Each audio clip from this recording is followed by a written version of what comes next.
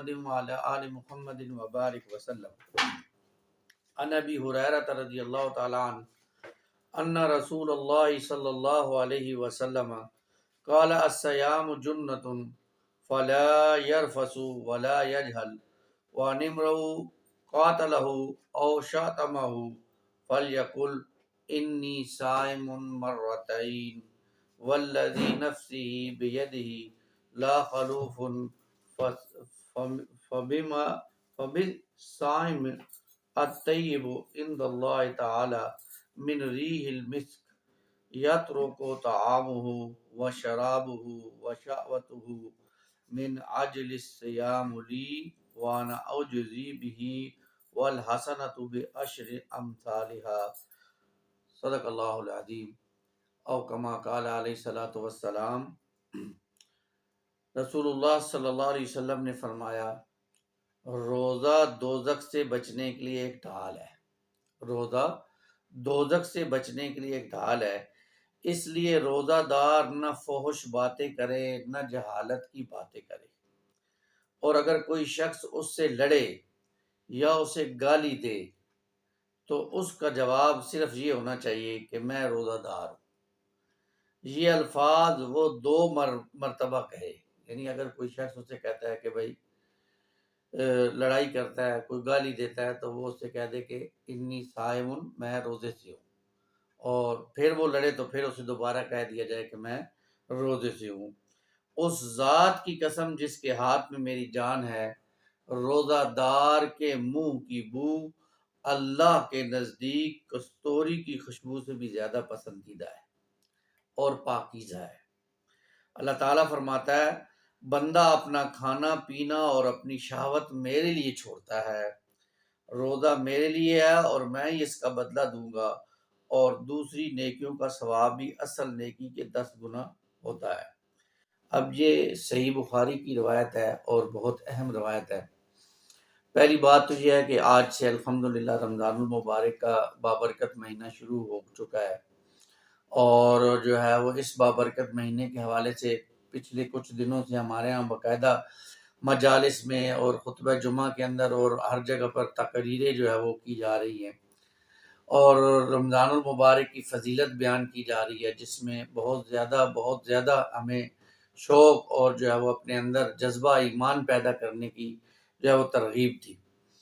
پہلی بات تو یہ ہے کہ انسان یہ سمجھ لے کہ یہ مہینہ ہو سکتا ہے میری زندگی کا آخری مہینہ ہو، اس کے بعد شاید میں اگلے سال جو ہے وہ اس مہینے کو نہ دیکھ پاؤں. جیسے ہمارے ہاں ہم سمجھتے ہیں کہ پچھلے سال بہت سے لوگ ایسے تھے جو ہمارے ساتھ موجود تھے، انہوں نے ہمارے ساتھ سحری کی، ہمارے ساتھ افطاری کی، ہمارے ساتھ نماز تراویح ادا کی، ہمارے ساتھ ذکر اذکار میں بیٹھے رہے، لیکن آج وہ ہمارے ساتھ نہیں ہیں.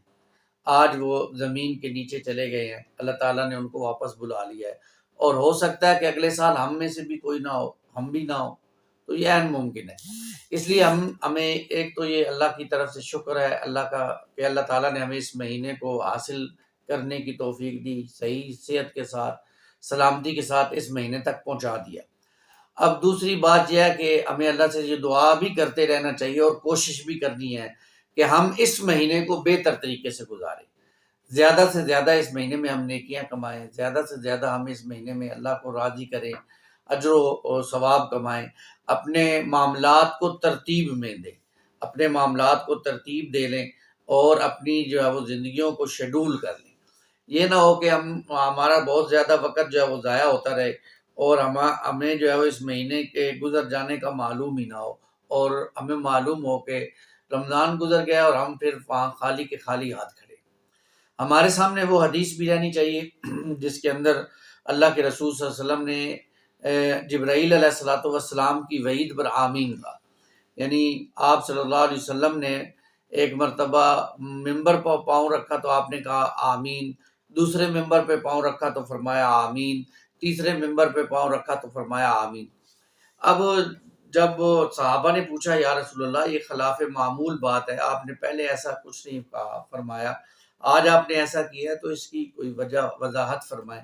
تو رسول اللہ صلی اللہ علیہ وسلم نے فرمایا جب میں نے پہلے پر قدم رکھا، پہلے ممبر پر، تو جبرائیل تشریف لائے اور انہوں نے فرمایا ہلاک ہو جائے وہ شخص جس کے زندگی میں رمضان المبارک کا مہینہ آیا اور وہ عبادت کر کے وہ نیکیاں کما کے وہ کوشش کر کے اپنے رب کو راضی نہیں کر سکا، اپنے رب کو منا نہیں سکا، تو وہ شخص ہلاک اور برباد ہو جائے۔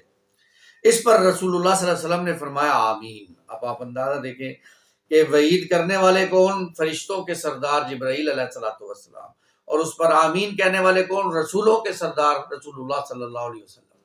تو بہت سخت وعید ہے، تو اس وعید سے بچنے کے لیے ہمیں اپنے اوقات کو ترتیب دینا پڑے گا، شیڈول کرنا پڑے گا، اپنی زیادہ سے زیادہ اوقات میں اللہ کو راضی کرنے کی کوشش کرنی پڑے گی، اللہ تعالیٰ سے دعائیں مانگنی ہوگی، اللہ تعالیٰ سے لو لگانی ہوگی، قرآن مجید کے ساتھ وقت گزارنا ہوگا، روزے کے شرائط اور آداب کے ساتھ اس کو رکھنا ہوگا۔ جیسے میں نے ابھی یہ جو حدیث آپ کے سامنے پڑھی ہے، دیکھیں اللہ کے رسول صلی اللہ علیہ وسلم فرما رہے ہیں کہ یہ روزہ کیا ہے؟ دوزخ سے بچنے کے لیے ایک ڈھال ہے۔ ڈھال کیا ہوتی ہے؟ آپ کو معلوم ہے کہ جنگ میں جب ڈھال استعمال ہوتی ہے تو وہ تلوار کے وار کو روک دیتی ہے، ایسے ہی جہنم کی آگ کو روکنے والی کیا چیز ہے؟ وہ روزہ ہے۔ اب روزے کی کچھ شرائط ہیں، کچھ آداب ہیں۔ ایک جو ہے وہ شرط تو یہ ہے کہ صبح سے لے کر شام تک کچھ کھانا پینا نہیں، یہ ہمیں سب کو نظر آتی ہے اور ہم اس کا اہتمام بھی کرتے ہیں کہ صبح سے لے کر شام تک بھوکے پیاسے رہتے ہیں۔ اب کچھ اس کی شرائط اور بھی ہے۔ پھر یہ ہے کہ اس روزے کی حالت میں ہم نے گالی گلوچ نہیں کرنا، اس روزے کی حالت میں ہم نے لڑائی جھگڑا نہیں کرنا، اس روزے کی حالت میں ہم نے بےہودہ باتیں نہیں کرنی، اس روزے کی حالت میں ہم نے فلمیں، ڈرامے اور اس طرح کے لو کاموں میں اپنے آپ کو مشغول نہیں کرنا، اس روزے کی حالت میں ہم نے کوئی حسد نہیں کرنا، کوئی غیبت نہیں کرنی، اس روزے کی حالت میں ہم نے کوئی جھوٹ نہیں بولنا، اس روزے کی حالت میں ہم نے کوئی فریب اور دھوکہ نہیں کرنا۔ یعنی ہمارے ہاں معذرت کے ساتھ روزے کا مہینہ آتا ہے، دھوکے بھی بڑھ جاتے ہیں، ملاوٹ بڑھ جاتی ہے، آپ اندازہ کریں۔ یعنی سارے علاقے کے گندے آلو جو ہے وہ سموسے میں استعمال ہو رہے ہوتے ہیں تاکہ جو ہے وہ لوگوں کو سموسے کھلائے جائیں رمضان المبارک میں۔ اور آپ کو معلوم ہے کہ ایک سموسے والے وہ کئی دنوں سے تیاری کرتا ہے کہ ہم نے رمضان میں اس آلو کو بھی کھلانا ہی کھلانا ہے لوگ، تو یہ دھوکہ ہے، فریب ہے۔ اسی طرح اور اگر کوئی کاروبار ہے اس میں وہ جھوٹ بول رہا ہے تو یہ دھوکہ ہے۔ اب روزہ بھی رکھا ہوا ہے، دھوکہ دے رہا ہے، جھوٹ بول رہا ہے، تو اب اس کی نیکیاں کم ہو رہی ہیں، روزے کا ثواب کم ہو رہا ہے، روزے کی جو حاصل ہے وہ اسے حاصل نہیں ہوگا۔ وہ سارا دن بھوکا پیاسا تو رہ لے گا لیکن وہ جو حاصل ہے وہ اسے حاصل نہیں ہوگا۔ جیسے اللہ کے رسول نے فرمایا کہ جو شخص روزے کی حالت میں جھوٹ بولنا نہیں چھوڑتا ہے تو اللہ کو کوئی ضرورت نہیں ہے کہ وہ بھوکا پیاسا رہے۔ تو یہ ہماری حالت ہے، ہم روزہ رکھ لیتے ہیں لیکن ہم اس کے جو آداب ہیں ان کی طرف توجہ نہیں کرتے۔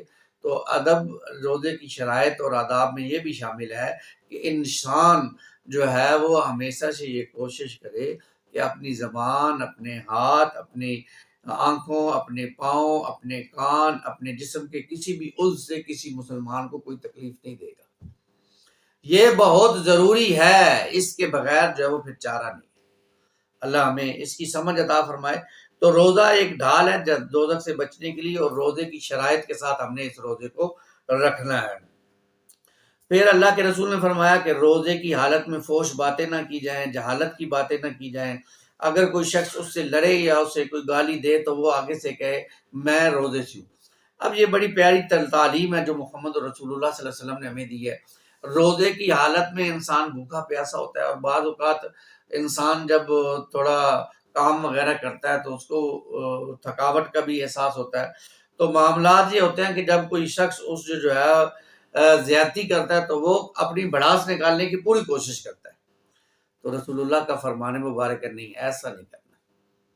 کوئی تم سے لڑنے کی کوشش کرے تو تم نے کیا کرنا ہے؟ اس سے لڑنا نہیں ہے، اسے کیا کہنا ہے؟ میں روزے سے ہوں۔ اب یہ کلیہ جو ہے وہ ہر جگہ پر اپلائی ہوگا، یہ آفس میں بھی اپلائی ہوگا، یہ شاپ پر ہے تو شاپ پہ بھی اپلائی ہوگا، بازار ہے، مارکیٹ ہے، وہاں بھی ہوگا، اور گھر میں بھی اپلائی ہوگا۔ گھر میں کس سے جھگڑا ہو جاتا ہے جی؟ گھر میں بیوی ہے، بیوی سے جھگڑا ہو جاتا ہے انسان کا، بیٹی ہے، بیٹی سے جھگڑا ہو جاتا ہے، بچوں کو اور بندے کو غصہ آتا ہے بعض اوقات، اور بندہ کہتا ہے، تو بندے کو جو ہے وہ ان چیزوں کا اہتمام کرنا چاہیے کہ روزے کی حالت میں بچوں کے ساتھ اور جو ہے وہ گھر والوں کے ساتھ اگڑا جھگڑے کی کوئی نوبت بن جائے تو آگے سے کیا کہہ دے، انی صائمن، میں روزے سے ہوں، میں روزہ دار ہوں، میں آج جھگڑنا نہیں چاہتا، اور اس سے جو ہے وہ جھگڑے سے اپنے آپ کو جو ہے وہ بچانے کی پوری پوری کوشش کرے۔ یہ روزے کی ایک قسم کا ادب ہے۔ پھر رسول اللہ نے فرمایا صلی اللہ علیہ وسلم، قسم اس ذات کی جس کے ہاتھ میں میری جان ہے، روزہ دار کے منہ کے بو اللہ کے نزدیک کستوری کی خوشبو سے بھی زیادہ پاکیزہ ہے اور پسندیدہ ہے۔ اب یہ دیکھیں، یہ بہت کمال کی بات ہے۔ انسان جب سارا دن بھوکا پیاسا رہتا ہے تو اس کے منہ سے ایک سمیل آتی ہے جو عام ساتھ بیٹھنے والوں کو بھی بڑی ناپسند ہوتی ہے، اور ظاہری بات ہے کہ سمیل کسی کو پسند نہیں ہوتی، لیکن اللہ تعالیٰ کو وہ بہت پسند ہے۔ کیوں پسند ہے؟ کیونکہ وہ سمیل اللہ کی محبت میں انسان کے منہ سے نکل رہی ہے۔ اللہ کی محبت میں اس نے روزہ رکھا، اب اس بھوک پیاس کی وجہ سے معدے کے کچھ معاملات ہوتے ہیں جس کی وجہ سے وہ کچھ بخارات بنتے ہیں جو منہ میں آ کر جو ہے وہ سمیل کی صورت اختیار کرتے ہیں، اور وہ پھر انسان جب بولتا ہے یا ہنستا ہے تو وہ محسوس ہوتی ہے۔ اللہ تعالیٰ کو یہ چیز بہت پسند ہے کہ اللہ تعالیٰ اس چیز کو جو ہے وہ کستوری کے ساتھ جو ہے وہ نسبت دے۔ تو قسم اس ذات کی جس کے قبضے میں جان ہے محمد رسول اللہ صلی اللہ علیہ وسلم کی، اللہ کو وہ بو کستوری سے بھی زیادہ پاکیزہ ہے۔ اس لیے بندوں کو بھی چاہیے کہ اس کو جو ہے وہ اس پر ناگواری کی کیفیت نہ کرے۔ ہاں ساتھ بیٹھا ہوا ہوگا تو ظاہری بات ہے سمیل آئے گی، لیکن اس کو برداشت کرنے کی کوشش کی جائے۔ پھر اللہ تعالیٰ فرماتے ہیں کہ میرا بندہ اپنا کھانا پینا اور اپنی شہوات میرے لیے چھوڑتا ہے، روزہ میرے لیے، اور میں اس کا بدلہ دوں گا۔ اب یہ بڑی اہم بات ہے، دیکھیں نماز بھی تو اللہ کے لیے ہے، اللہ ہی کے لیے ہم نماز پڑھتے ہیں، اور اسی طرح زکوٰۃ ہے، ساری چیزیں، لیکن روزے کے لیے اللہ تعالیٰ فرما رہے ہیں کہ روزہ میرے لیے اور میں اس کی جزا دوں۔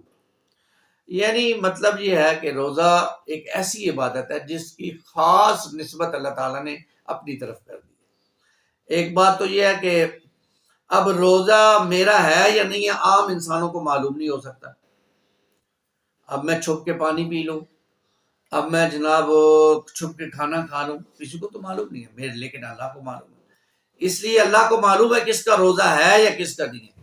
جو بظاہر لوگوں کے سامنے بھوکا پیاسا رہ رہا ہے لیکن اندر سے اس کا روزہ نہیں ہے، اللہ کو تو معلوم ہے کہ اس کا روزہ نہیں ہے۔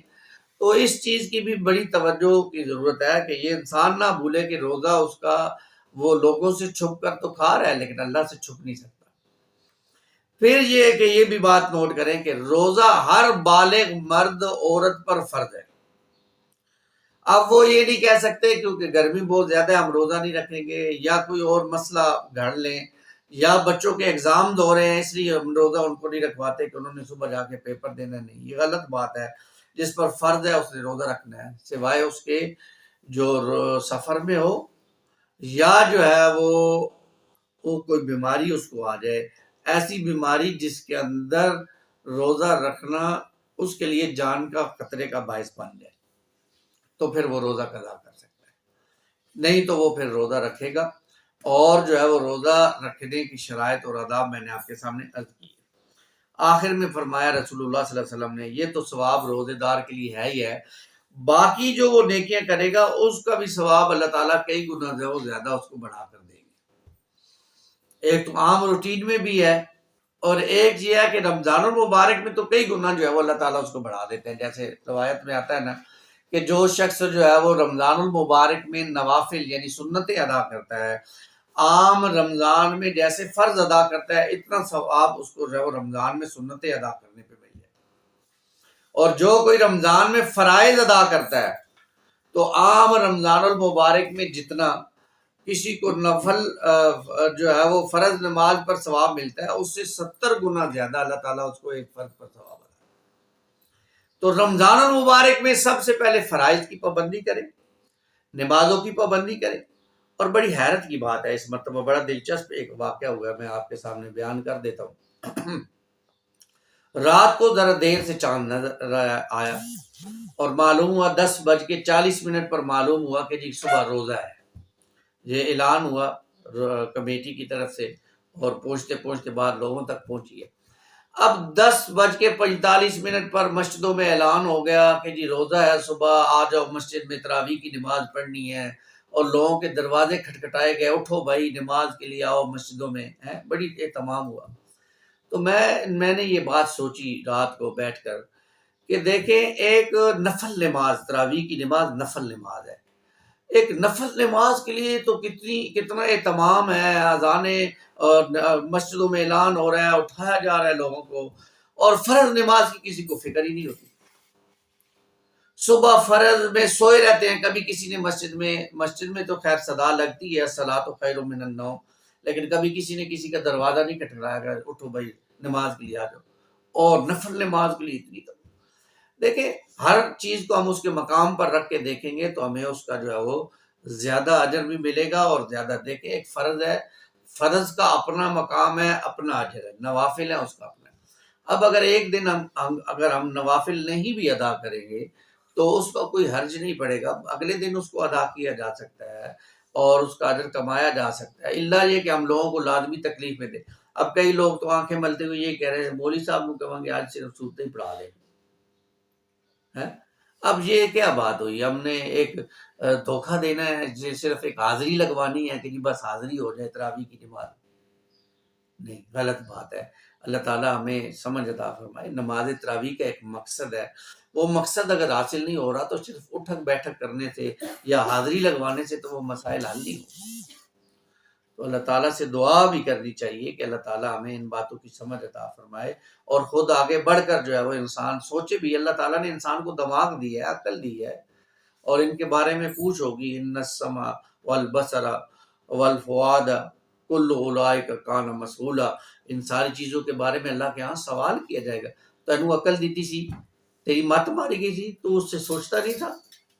اپنے کاروبار کے حوالے سے تو کتنی تو عقل لڑاتا تھا، دین کے حوالے سے تو نے کبھی نہیں سوچا کہ یہ بات ٹھیک ہے یا نہیں ٹھیک ہے؟ دل تھا تیرے پاس، کیوں نہیں تو اس چیزوں کو دیکھتا تھا؟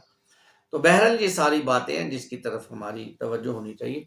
تو رمضان المبارک کا بابرکت مہینہ خیر اب شروع ہو چکا ہے، ہم نے اپنے آپ کو سمیٹنا ہے۔ آج پہلا دن ہے، اور پہلے دن میں ہم نے زیادہ سے زیادہ اپنے کاموں کو سمیٹ کر اپنے آپ کو رمضان میں عبادت کے لیے فارغ کرنا ہے۔ ہر وقت ہماری زبان سے ذکر جاری رہے، ہم اللہ کو یاد کرتے رہیں، کلمے کا ورد کریں، درود شریف کی تسبیح پڑھیں، استغفار کی تسبیح کریں، ذکر کریں، دعاؤں کو یاد کریں۔ رمضان المبارک کا مہینہ ہے، دعاؤں کو یاد کریں۔ رمضان المبارک تراویح تو پڑھیں لیکن ایسے پڑھیں کہ معلوم ہو کہ واقعی قرآن سن رہے ہیں، ایسے معلوم نہ ہو کہ کسی ٹرین پر سفر کر رہے ہیں، جیسے ٹرین ٹھکا ٹھک ٹھکا ٹھک ٹھکا ٹھک ٹھکا ٹھک ٹھکا ٹھک ٹھکا ٹھک، چلو بھائی سٹاپ آ گیا اتر جاؤ، معلوم ہو کہ جناب سارا مہینہ مسجد میں بھی جاتے رہے اور ٹھکا ٹھک والی بات لگی رہی۔ نہیں، ایک طرح وہ جو قرآن کے بارے میں آتا ہے نا، ورتل القرآن ترتیلا، ہے ٹھہر کر لذت کے ساتھ قرآن سنیں، مزہ آئے، ایمان بڑھے۔ جیسے قرآن مجید میں آتا ہے نا کہ زادتہم ایمانا، قرآن جب یہ سنتے ہیں ان کی ایمانوں میں اضافہ ہو جاتا ہے۔ ایمان میں اضافہ تب ہی ہوگا جب ہم اس کو ٹھہر کر سنیں گے۔ اللہ تعالیٰ ہمیں اس کی توفیق دے کہ ہم ایسے قرآن مجید کو سنیں۔ تو رمضان المبارک کا بابرکت مہینے میں انشاءاللہ قیام صبح کے نام سے ہم روزانہ کوئی حدیث، کوئی جو ہے وہ اچھی بات جو ہے وہ آپ کے سامنے بیان کریں گے، اور خود بھی جو ہے وہ اس پر عمل کرنے کی کوشش کریں گے۔ آپ لوگوں سے بھی دعا کریں گے کہ اللہ تعالیٰ آپ کے دلوں میں بھی یہ بات ڈال دے کہ آپ ان باتوں کو غور سے سنیں اور ان پر عمل کرنے کی کوشش کریں۔ اللہ تعالیٰ ہماری ان کوششوں کو قبول فرمائے، آمین یا رب العالمین۔ اقول قولی ھذا استغفر اللہ لی ولکم ولسائر المسلمین والمسلمات۔